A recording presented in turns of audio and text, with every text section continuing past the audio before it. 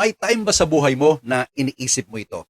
Kung hindi lang ako nagkamali, kung hindi lang nasayang yung mga taon, kung iba lang yung nangyari sa past ko, minsan ganyan yung feelings natin. Akala natin yung atin pong broken past ay hindi kayang ayusin ng atin pong Panginoon.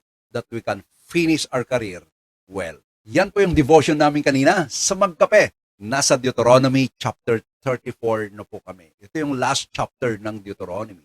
Nakita namin doon, ito yung powerful truth. Hindi perfect ang kwento ni Moises. Hindi niya nakuha lahat ng gusto niya. Pero natapos niya ang assignment na ibinigay ng Diyos sa kanya. At doon nakita namin ito. God can turn a broken past into a faithful finish. Tatandaan niyo yan.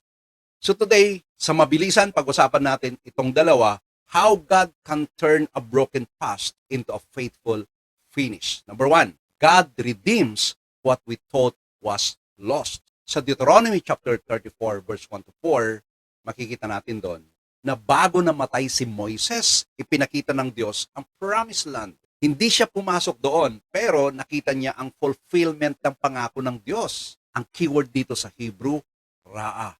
Ibig sabihin, to see, to perceive, to behold. Hindi pinakita ng Diyos kay Moises lahat para manghinayang si Moises. Hindi po. Ipinakita niya ito para ipaalala na hindi nasayang ang buhay niya. Ito yung point.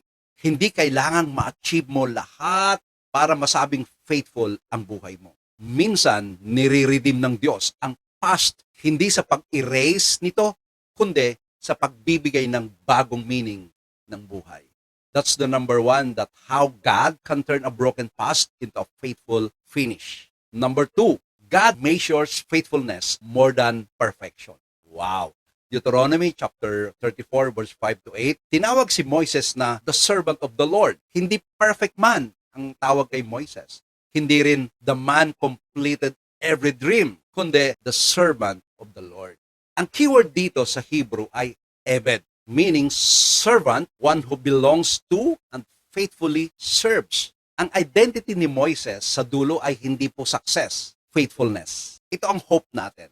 Hindi kailangang perfect ang beginning para maging faithful ang ending. Sa pamagitan ni Jesus Christ, ang past natin, hindi ang final na identity natin, kundi si Jesus Christ. Now, listen to this. Hindi kayang baguhin ng Diyos ang kwento mo, pero kaya niyang tubusin ito.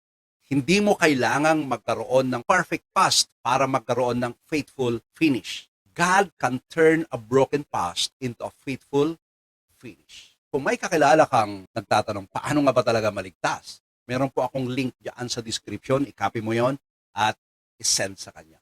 Again, ako si Pastor Wes, na laging nagsasabing, be an inspiration at solusyon po. Ingat po kayo. God bless everyone. Bye.